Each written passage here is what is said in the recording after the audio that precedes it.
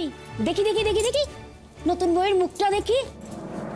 বাহ, মুখটা তো বেশ মিষ্টি হয়েছে, একেবারে পান পাতার মতন। পরাগের বউয়ের মুখটা খুব সুন্দর হয়েছে, তবে তোমার ছোট বউটিকে দেখতে আরো বেশি সুন্দর।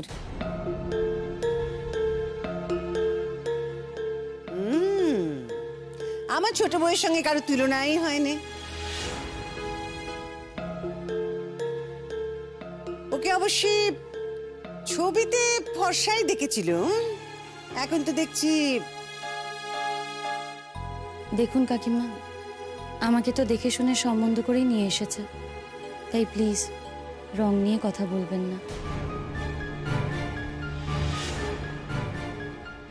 একদম ঠিক কথা বলেছিস তুই শিমুল।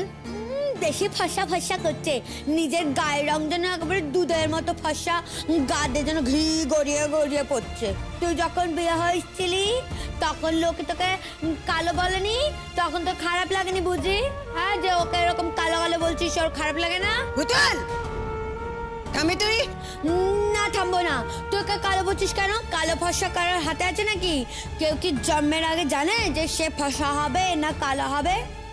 তোর মেয়ে তো কালো, তাহলে তোর মেয়েকে যদি এখন কেউ কেউ কালি কালি বলে তোর ভালো লাগবে শুনতে? উপরে আগ, দেখছিস দেখছিস দেখছিস কেমন তুই তুকারি করছি, দেখ। তোর কিন্তু বড্ড বার বেড়েছে দিদি। হ্যাঁ, আর আমি যখন এই কথাগুলো বলতাম তখন তো তোর গায়ে লাগতো না। নেহাত দয়া করে এ বাড়িতে রেখেছি তাই। বলু, এ কথা বলছিস কেন বাবা? বলছিলাম যে বাড়িতে তো ও থাকে না, ওর বাবারও তো বাড়ি এটা, তাই না বল?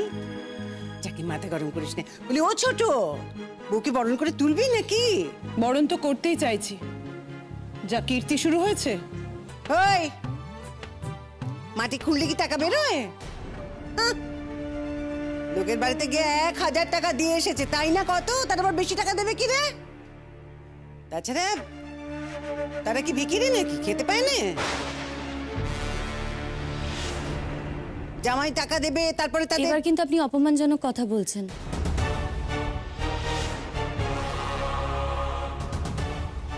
দেখুন, ওরা কেউ ভিখিরি নয়, ওরা মজা করেই টাকা চেয়েছে। আর এটা তো একটা প্রথা, শয্যা তুলনির জন্য টাকা চেয়েছিল। আর এই তো আপনার বাড়ির মেয়েরাও তো তাদের দাদার কাছে টাকা চাইছে, তার মানে কি তারা ভিখিরি? তারা তো কেউ ভিখিরি নয়। এ তো দেখছি একটা কথা বললি 10টা কথা শুনিয়ে দেয়। তা তুমি ওদের বাপের বাড়ির লোকেদের ভিখিরি বলবে, অসম্মান করবে, সে কি চুপ করে থাকবে? এই তো হয়েছে আমার কপালখানা, এই এই আমার কপাল। দেখো দেখো দেখো সবাই দেখো, আমার নিজের লোক সেই কেমন আমাকে টেনে নিচে নামাচ্ছে। দেখো, পরের বাড়ির মেয়ে এসেছে, সে তো দেখছে সব, তার কথা আর কি বলবো, তাকে দোষ দেবই বা কি করে? ঠিক আছে ঠিক আছে, দিন আমারও আসবে ছোট। দিদি তুমি আমার লক্ষ্মী দিদি, তুমি চুপ করো। অত রাগ করিস না বাবা, মাথা গরম করিস না। আরে তোর মার নামে বলেছে তো কি হয়েছে? তোর মার গায়ে কি কোথাও ফোসকা পড়েছে নাকি? বলতে দে না, বলতে দে। যার যেমন অভ্যেস সে তো তেমন বলবেই। তুই কি তাকে কিছু করতে পারবি নাকি? কিচ্ছু করতে পারবি না। বলছিলাম যার যেটা অনুষ্ঠান করার এবার করা হোক। দেখো, বাড়িতে একটা আনন্দ অনুষ্ঠান হচ্ছে, সবাই সুস্থভাবে সেটা করো। কেন সবাই মিলে মাথা গরম করছিস তোরা? মা, তোমার এখানে সব কাজকর্ম শেষ হয়ে গেলে আমরা বাড়ি যাব। হ্যাঁ তাই তো, থাকতে এসেছি নাকি এখানে? চলেই যাব। ও কি কথা লো? এবার কি তোর গায়ে ফোসকা পড়লো নাকি? তোমাকে কিছু বললে যেমন তোমার ছেলের গায়ে ফোসকা পড়ে, তেমনি আমার মাকে কিছু বললে আমার গায়েও ফোসকা পড়ে জেঠিমণি। এবার একটা কাজ কর, নতুন বউকে ওই ফসল ভরা পাত্রগুলো দেখিয়ে দেখে যা। হ্যাঁ দিদি, এসো বৌমা, তোমরাও চলো, এসো এসো। আমি যাবো তোদের সঙ্গে। আমি গিয়ে ভালো করে সবকিছু এখন থেকে দেখে নেবো, হ্যাঁ, যাতে আমার বেসময় কোনো অসুবিধা নাই। কি শিমুল বল বল। পুতুল দি, হ্যাঁ, নিজের বিয়ের কথা নিজের মুখে কেউ বলে? লজ্জা করে না তোমার? কেন লজ্জা করবে লো? আমার খেতে লজ্জা করে না, ঘুমতে লজ্জা করে না, পড়তে লজ্জা করে না, তাহলে বিয়ে করতে কেন লজ্জা করবে আমাকে একটু বলতো? হ্যাঁ শোন, তোর মতো আমি ডুবে ডুবে জল খাই না। পুতুল দি, কি? চুপ করো না। কেন চুপ করবো? সত্যি কথা বললেই দোষ, তাই না? ও তোমার পায়ে পড়ি, দোহাই, তোমার মা আছে এখানে, প্লিজ।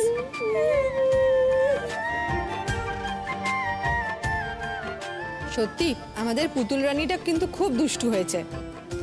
কখন কোন কথা কোথায় বললে কে বিপদে পড়বে খুব বোঝো না তুমি, দুষ্টু মেয়ে।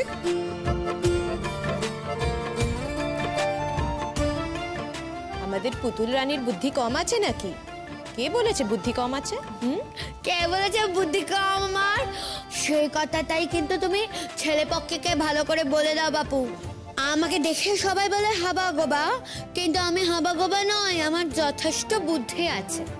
সেটা যদি কেউ না বোঝে আমি কি করব বল? হয়েছে হয়েছে, আর কথা বলতে হবে না, যাও দেখি এখন।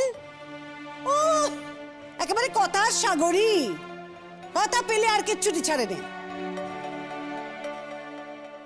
এই তুই কি জানিস তোর এই সমস্ত কথা নিয়ে পরে লোকে হাসাহাসি করে, জানো না? ঠিক আছে ঠিক আছে, আমাকে এত বলতে হবে না। তোমার কথা নিয়ে তুমি ভাবো, আমাকে এত জ্ঞান দিতে হবে না। আমার কথা নিয়ে না এখানে কেউ মজা করে না। যারা বলছে তারা আমাকে খুব ভালোবাসে, তোমার থেকে অনেক বেশি ভালোবাসে। জানি তো, বলছিলাম যে ওই আমি ছাড়া তোমাকে তো সবাই ভালোবাসে। হ্যাঁ বাসেই তো, বাসে। পুতুল দি, এখন বৌদি ভাইয়ের দুধ উতলানো দেখতে যাবে তো? বৌদি ভাই চলো, কখন থেকে এইভাবে রয়েছো, তোমাকে ফ্রেশ হতে হবে তো, চলো। বলছিলাম নবাব নন্দিনী জানে কিনা জানি নে, মুখে তো অনেক কথাই বলতে পারে শুনলুম, আমি তো তাজ্জব বনে গেছি। বাপরে বাপ, খুনে দেখতে যখন গেছিলাম তখন যদি জানতুম যে এত কথা কইতে পারে, তাহলে তখনই সেখানেই ও সম্বন্ধ একদম নির্মূল করে তবে আমি ফিরতাম। তখন তো চুপচাপই ছিল। তাছাড়া মা দাদা বৌদিরা তারা তো কেউ বলেও নে যে তাদের মেয়ে এত বাচাল। গচিয়ে দিয়েছে গো, গচিয়ে দিয়েছে, আমাদের গচিয়ে দিয়েছে। আর বাড়িতে ঢুকতে না ঢুকতেই আমার ছেলেটাকে, ছোট ছেলেটা পলুটাকে কি অপমান, কি অপমান, অপমান করে করে বাড়ি ছাড়ার প্ল্যান করে ফেলেছে। ঢুকতে না ঢুকতেই এত অপমান। তাই বলছিলাম যে সে এই সমস্ত নিয়ম কানুন জানে কিনা আমি জানি নে, তবে বয়স তো কম হলো রে, বেথা তো জীবনে কম দেখেনি নিশ্চয়ই। শোনো, তাকে বলে দিও আজ কিন্তু তাদের কাল রাত্রির, সে যেন পরাগের মুখ না দেখে, তাহলে কিন্তু পরাগের অমঙ্গল হবে। আজ যেন কোনো মতেই আমার ছেলের মুখ দেখতে সে না পায়, বলে দিলুম। শিমুল, কিছু মনে করো না, আসলে সব লোক তো अलग अलग আছে না। প্রথম প্রথম শ্বশুরালে এরকম থোড়া বহুত হয়, আমাকে হয়তো এই ধরনের কথা শুনতে হয়নি, पर অন্য কথা তো শুনতে হয়েছে। তুমি কিছু মনে করো না শিমুল, কাকিমা এরকমই, কখন কি বলেন নিজেই জানেন না। না, সবকিছু হজম করে নেবে না তো শিমুল, একদম নেবে না, কখনো নেবে না। এখন কটা দিন ছেড়ে দাও, আজকের দিনটা তো ছেড়েই দাও। তুমি নতুন বউ কি না, এখন তুমি কিভাবে হাঁটছো, উঠছো, বসছো, কথা বলছো, কবার চোখের পলক ফেলছো, সব নিয়ে দেখবে বিচার হবে। তারপরে এই যে বাইরের এতগুলো লোক এসছে বিয়ে বাড়িতে, ঘরে ঘরে দেখবে সবাই মিলে মজলিসে বসে গেছে। তাই আজকের দিনটা ছেড়ে দাও, বলার দিন তো তোমার আসবে, যখন আসবে তখন অবশ্যই বলবে। দেখো, আমাকে যা বলে বলুক, কিন্তু আমার বাড়ির লোককে টেনে যেন কথা না বলে, তাদের যেন কোনো অপমান না করে। তখন আমাকে শুধু শুধু অপমান করছিল বলেই আমি জবাব দিয়েছি।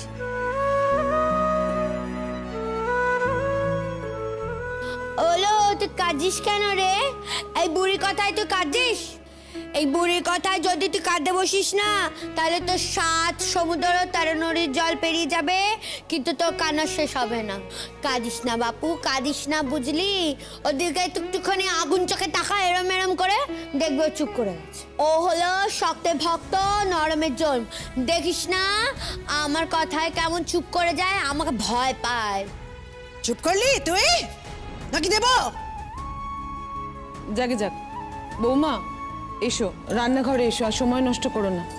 তোমরাও এসো, এসো এসো এসো।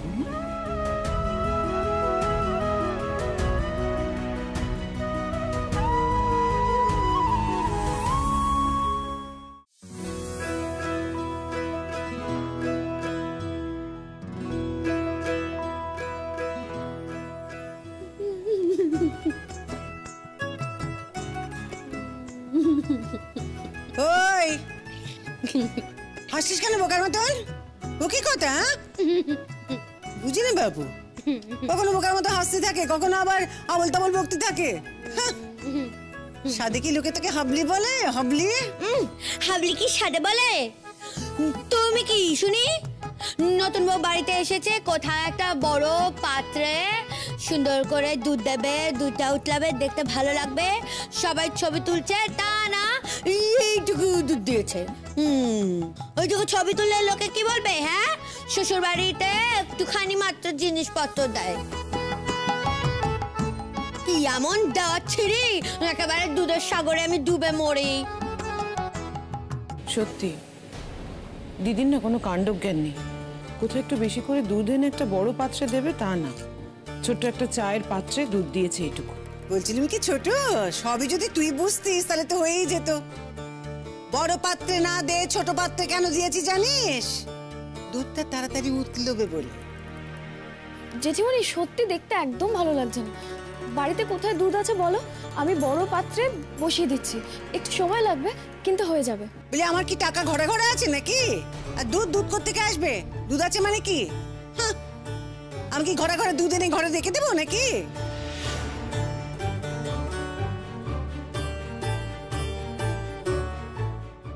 আমাদের বাড়িতে বাবা তো দুধ টুধ কেউ খায় না। কি মিথ্যে কথা! না রে, সবাই দুধ খায়, কিন্তু আমাদের বাড়িতে না একটা নিয়ম আছে জানিস তো, রোজ রোজ সবাই দুধ খায় না, পালা করে করে খায়। যেমন যদি বড় ভাই আজকে খায় তো কাল ছোট ভাই খাবে, তারে পরশু আবার মা খাবে, কিন্তু মায়ের ভাগের দুধটা না মা আমাকে দিয়ে দেয়।